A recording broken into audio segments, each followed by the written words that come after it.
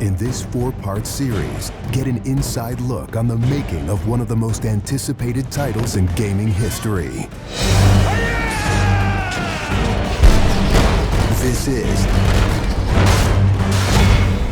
Inside Assassin's Creed 3.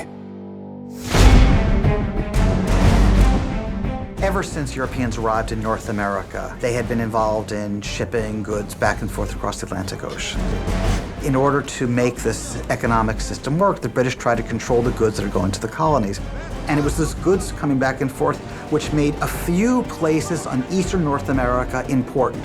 Whether it's the Boston Tea Party or the Boston Massacre. Fire! We have these big historical events that we can situate our game around. All of these events that people have a rough understanding of, but they've really never experienced.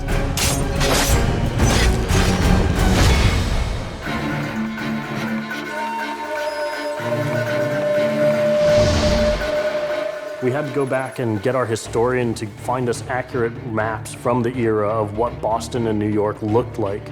These are actual replicas of the cities.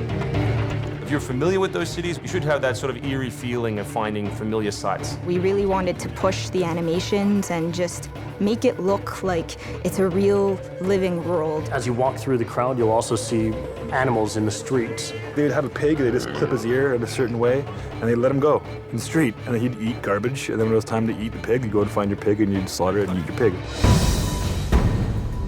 We've got a lot of new ingredients that just bring a new, fresh feeling to the gameplay inside of the cities.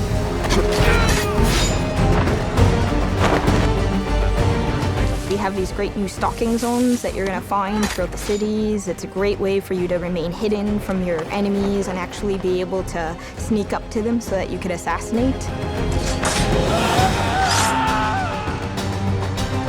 We've got this amazing dynamic weather system in, so we can see not just the time of day passing, but also going in and seeing the same environments, not just in the summer, but in the winter as well.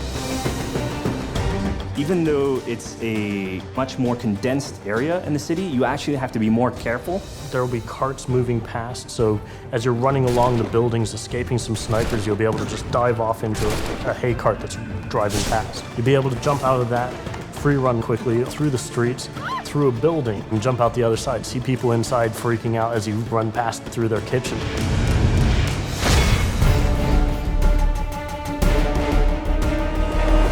Living on the frontier was extremely difficult. Not only did you have harsh winters, cold, freezing temperatures, in the summer you had heat, humidity, so it was a gamble every year that you were out on the frontier whether you're going to make it or not. For AC3, the biggest difference is just having access to the frontier. So this huge wilderness area that you can sort of explore at your own pace. It's a forest, the navigation in very new environment and a very organic environment as well. In the frontier, you'll be able to navigate through deep snow, but also snow does impact your gameplay. It will slow down you as well as your enemies. Once we decided that we were going to build the frontier, we realized obviously we need to populate that area. So animals became a very big deal. We have over 24 different species of animals in the game. There's an entire hunting loop that you can engage in.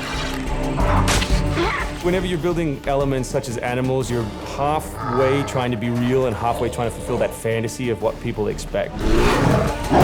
One of the great new features we have in the frontier is the new tree running. Connor being really fluid and being able to navigate through the trees. The frontier is really our new playground.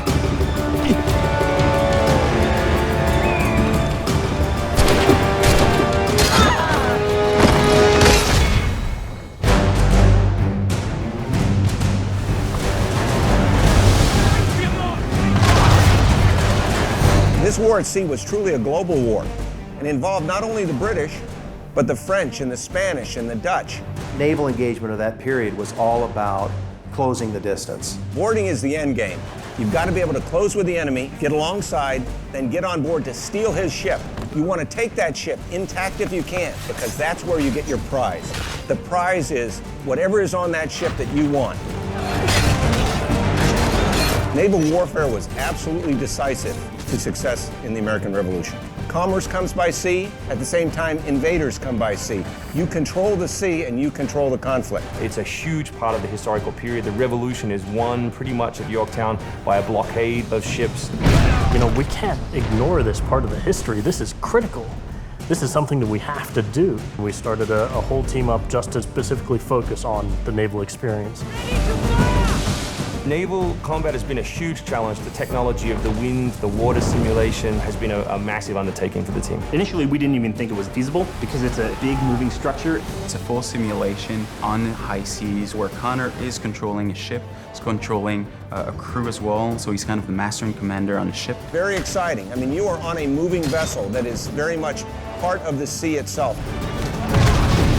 This is something that we wanted to engage in and build for the game. That was a huge challenge that we set ourselves and actually turned out pretty good.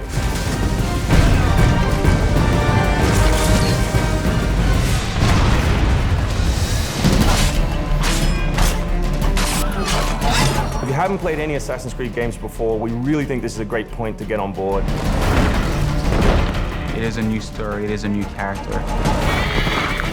This team is full of people who love making Assassin's Creed, who are delivering just an astoundingly polished and fun experience.